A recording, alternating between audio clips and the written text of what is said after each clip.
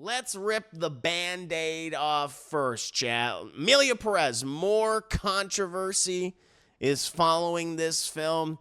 I've been talking about this movie for, I guess, the last several weeks now. Of course, as you guys know, I saw the movie when it won all those Golden Globes, best musical comedy and, best supporting actor, like everything, best song and stuff. And I was like, I knew nothing about the film. Ended up seeing the movie that night, thought it was wretched, thought it was horrible. Just in terms of the performances, the directing, the story itself, its glorification of the cartel, and just the songs. Like, the songs are, like, laughable, of course. Well, ever since then, this movie has become not a critic's darling, not an audience darling. Like, a lot of the critics now are coming out kind of against the film. General audiences, like, hate it for the most part. Really, the only people that have been supporting this movie have been, like, the voting bodies for these award shows, like the Golden Globes, the Oscars, Critics' Choice. This is weird. I don't, not that I don't get it. I do get it because I think they're nominating this film. I think they're supporting this film for socio-political reasons, even though I think they have a warped view of the socio-political aspects of the film, since people who are supposed to be represented by this movie, such as Latinos and Mexicans and the trans community and LGBT community, they're all coming out saying, like, this movie fucking sucks. All right? This is not an accurate depiction of anything in our lives, right? So, and then you've had the director, Jacques Audiard, just say all the wrong things for weeks now, saying that he didn't do any research in regards to the film, in regards to, like, Mexico. He's just like, whatever. Saying that he didn't know any good Mexican actors to be in the movie. Wild. Recently also saying that, Spanish is a language of developing countries, the developing communities, poor people, right? And then you had Carla Sofia Gascon, who is Emilia Pérez herself, who is she's being pushed as the lead. She's not the lead character of the movie, despite it being called Emilia Pérez. Zoe Saldana is the lead character. Whatever. It doesn't matter. And it's just been revealed that she's a horrible human being. She's a piece of shit, saying the most racist things on her Twitter. It's not like these things are like from 20 years ago. These are like things from like a couple of years ago. Going after everybody, going after black people, going after Asian people, Korean, Chinese, going after Muslims, going after the Jews. You're not gonna get away too, Jews. You're getting it too. You're getting some scorn from Emilia Pérez herself, and then she's just recently come out making these apologies, quote unquote, but she's not really apologizing. It's more of the kind of apologies like, well, I'm sorry what I said offended you, not actually saying like, no, what I said was bad, and I'm sorry for saying it.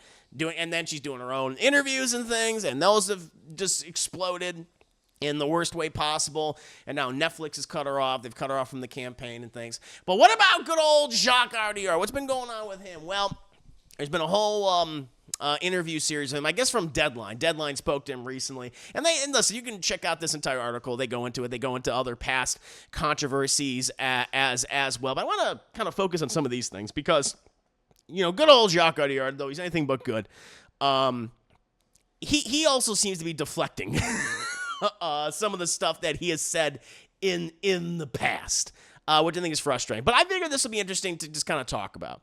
And also just his opinion on Gascon as well. That's from Deadline. Then I'll share my thoughts. You guys can share your thoughts too. Deadline, when we spoke a few weeks ago as the film was racking up award nominations, the focus was on how you found inspiration for the Emilia Pérez character from an obscure character in a novel, and how you structured it like an opera. The optics of Gascon's social media missives have greatly changed the conversation optics in the film. What do you make of the way this whole thing has turned around? Jacques Audiard specifically are talking about Carlos Sofia and all that stuff. And Taylor says, yes, how Gascon's old social media posts have become an overriding issue heading into this post-nomination period. Yes, very unfortunately, it has taken up all the space. And it makes me very sad. It's very hard for me to think back to the work I did of Carla Sofia, the trust we shared, the exceptional atmosphere that we had on the set that was indeed based on trust. And when you have that kind of relationship and suddenly you read something about that person has said, things that are absolutely hateful and worthy of being hated, of course that relationship is affected. It's as if you fall into a hole because what Carla Sofia said is inexcusable. Have you spoken to her? Audiard, I haven't spoken to her. I don't want to. She has a self-destructive approach that I can't interfere in, and I really don't understand why she's continuing. Why is she harming herself? Why I don't understand it. And what I don't understand about this, too, is why she's harming people who were very close to her. I'm thinking in this thing about hurting others, of how she's hurting the crew and all these people who worked so incredibly hard in the film. I'm thinking of myself. I'm thinking of Zoe and Selena. I just don't understand why she's continuing to harm us. I'm not getting in touch with her because right now she needs space to reflect and take accountability for her actions. Yeah, good luck. Deadline sentiment seems to be missing in her facade of comments and interviews. That's a big word. Sometimes you just apologize and own that what you've said was wrong-headed. We haven't really seen that. Absolutely not. She's really playing the victim. She's really talking about herself as a victim, which is surprising. It's as if she thought, well, the words don't hurt. How is all this impacting your enthusiasm to be out there in Hollywood events meant to give your own film momentum? Stiff upper lip. And he's kind of gone to, well, I'm certainly going to participate, but for the moment, there's something sad about it. I thought I was coming back here full of enthusiasm, and now there's a sadness that we have to get past. If things aren't clear, then we need to shed light on them, and we're going to have to spend time on continuing to really defend this film. Yeah, good luck. Here we go, and then they bring up the thing in regards to his horrific comments. It was known in the interview of a French website you were quoted saying that Spanish is the language of modest countries, of developing countries, of the poor and the immigrants. Care to clarify what you meant? Absolutely. And he goes on to not clarify. Just to give you a little background, I've often made films in cultures that were not those of my native language. I've made a film in Tamil. I've made a Western in English. I'm drawn to things that don't belong to the domain of my native language. And he does a little research for them, too. And I happen to enormously love the Spanish language. I wanted to make an international film. Now, if you're going to make an international film, that's not a lot of languages that you have to choose from. There's English and there's Spanish. What does that mean? Now, if you're going to make an international film, there's not a lot of language that you have to choose. There's a ton of language you could choose from. There are so many languages across the world. That is, God, okay. There's not too many. You got Spanish, you got English, you got French. Outside of that, nothing. There's English and there's Spanish, and Spanish is such a rich language that crosses borders. What's been said about my statement is actually exactly the opposite of what I think, but that's not what you said, though. I worked 5 years on this film, and for it to now be denigrated in this way, it's really simply too much. And then he goes into... Oh, the deadline asked him this. I feel like I would have pressed him on that, but that's not what you said. You specifically referenced Spanish language is spoken by these communities, is defined by this. It's so weird that he's just, and the goddamn interview doesn't have the fucking backbone to press him on it. This part of the criticism coming from Mexico. Some have objected to the depiction of the cartels and their victims. What are these critics missing in your intent in making this musical? He goes on to say, what shocked me is that either people haven't seen the film properly, which is that's a weird thing to say, or they haven't seen it all and are acting in bad faith. The representation of the cartels in the film is thematic. It's not something I'm particularly focused on in the film. What's your movie about? There's one scene that deals with it. Okay. Listen, I know he made the film, but the cartel thing pops up a lot throughout the movie, but all right. The real thing that I'm interested in, that I was interested in doing, is that I wanted to make an opera. You failed at that, too. That demands a strong stylization. Well, that tends to be how opera is to have schematic elements. Psychology can be limited. Opera's psychological limitations. It seems I'm being attacked in the court of realism. Well, I've never claimed that I wanted to make a realistic work. If I wanted to make a work that was particularly documented, then I would do a documentary, but then there would be no singing and dancing. For example, I read a review where it said that the night markets of Mexico City don't have photocopiers. Well, in night markets in Mexico City, one else doesn't sing and dance. You have to accept that as part of the magic here. It's an opera, not a criticism of anything. So, yeah, he's just going, and it's like, well, it's a fantasy. That's what he wants to do. Oh, man. So, again, he is deflecting. He is just making excuses, not actually addressing the criticisms people have. I can make my own Viking empire, though, chat, and Vikings War of Clans. And the interview continues on and on and on. But, again, it's just like these people that are involved in this film are not holding themselves accountable. They don't want to receive any criticism, and if they receive criticism, they don't handle it very well. I mean, they asked him directly about his comments, and he doesn't really address them at all. He just says, I was misinterpreted. It was like, okay, how are you misinterpreted? He's like, there's only a few foreign languages out there. It's like, what are you talking about? It's just nonsense. It's so weird. It's so utterly bizarre. Again, just the slow motion car crash of this movie, of the marketing for the film, just all the controversies around it is absolutely fascinating to me. It's just this movie is just created by people who are incredibly tone deaf when it comes to the depictions of societies, of cultures, of so many things. And that's why they're being mocked for. That's why they're being called out for. And they're just not handling the criticism well, clearly. It's become parody at this point. I mean, that's what it just feels. It feels like a joke now. I never expected this. But what about you guys? How do you feel about this? The director just like, whatever. That's not what I said, even though that's what I said. I'm very curious. I'm very, very curious. Let's see here. More? Yes. Bishop, this saga's gone on longer than the General Hospital. I know. And there's still, like, what, a month and a half until the Oscars at this point? I think it's like a month and a half now. Is why I only talk shit about white people. I just want to get a personal apology from Mr. Whitey. Mr. Whitey himself. Oh, my God. That's a word. It's a lot of word salad. It's a lot of mumbo jumbo. It's like you can't get lost. It's like, what are you even trying to say? Like, I was like, what?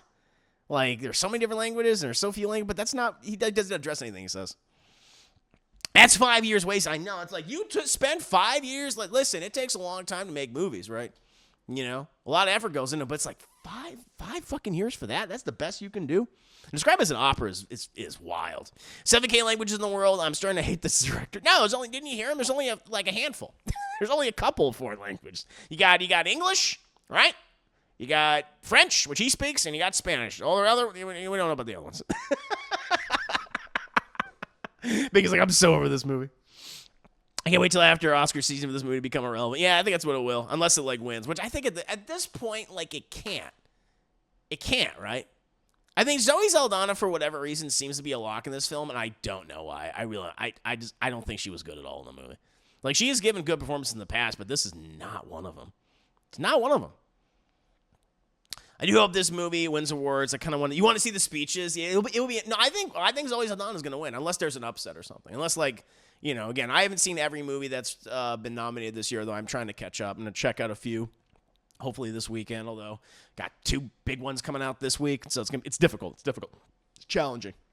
But I know one of the other notable nominees for that category is Ariana Grande, for which she was great. I really liked her a lot in Wicked. She was my favorite thing about Wicked, honestly. Not to dismiss Cynthia Erivo's performance or the performance of many of the other people in that film. They were all very good, very great. But I don't know, something about her, I was just like, wow, I'm very impressed, very impressed. So, I mean, she fucking comes up from under and grabs it. That'd be kind of wild. That'd become really cool. But I want to check out the other ones, too. Let's see. The sheer gall of this director is classic textbook pretentious French director of the worst kind. Yeah. It's fantasy because Mexicans and trans people aren't real. Wait, oh no. What have I done? Yeah, it's like, what does he even say? It's like his statement doesn't make any fucking sense. It's a fantasy, but but you're taking like real life stuff and again, when he says it's a fantasy, it's like I don't know about that. I don't know. It's like it's so weird. Describing it as a fantasy. Let me clarify. I didn't say it was the language of the poor. I said it's a gross language spoken by impoverished people that no one should care for. And the blacks. How much time you got? I know. I was surprised he said the black people. The blacks. Oh, my God. Yeah, it's ridiculous. It's ridiculous. So I imagine, there'll be more controversies moving forward. I'm going to say I don't think Carla Sofia Gascon is going to be invited to the Oscars. I don't think it's going to happen. I still feel like they should rescind her nomination and his nomination, too. At the very least, the two of theirs. Obviously, I think all the awards should be rescinded personally. But I don't know. It just feels like the Oscars and all these award shows have egg on their face now. I'm very curious then, some of the upcoming award ceremonies, if they're going to be winning as much as they did previously. Very curious about that, but yeah, going with the gold medal and canceled. Oh, definitely. It's just such a wild story. Crazy way to start off the new year. But yeah, chat, I just wanted to, check this out. Wanted to give, even though I don't think he deserves it, want to give Mr. Audiard the benefit of the doubt and shouldn't have. Absolutely not, based on what he's saying here. So, the director continues to say stupid shit over and over and over again. So.